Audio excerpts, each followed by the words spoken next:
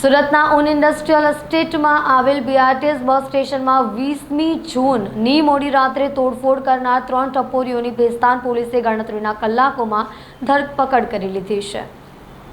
શહેરમાં અસામાજિક તત્વો બેફામ બન્યા છે। તારીખ 20 જૂનની રાત્રે શહેરના ઉન વિસ્તારમાં આવેલા બીઆરટીએસ બસ સ્ટેશનમાં 3 ટપોરીઓ ઘૂસી ગયા હતા અને બસ સ્ટેશનના કેશિયર સાથે ઝઘડો કર્યો હતો। ત્યારબાદ બસના કાચ અને સીસીટીવી કેમેરા તોડી નાખીને ત્યાંથી ફરાર થઈ ગયા હતા। આ મામલે બસ એજન્સી દ્વારા ભેસ્તાન પોલીસ મથકમાં ફરિયાદ નોંધાવતા પોલીસે ગણતરીના કલાકોમાં આરોપીઓની ધરપકડ કરી લીધી હતી।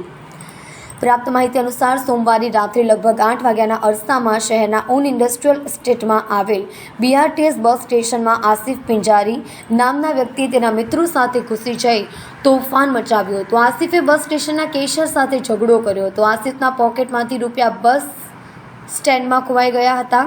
તે મામલે આસિફે સિટી બસના કર્મચારી અફઝલ હુસેન પર આરોપ મૂક્યો હતો અને આ અંગે ભેસ્તાન પોલીસ સ્ટેશનમાં ફરિયાદ દાખલ થયાના કલાકોમાં પોલીસે 3ની ધરપકડ કરી લીધી હતી।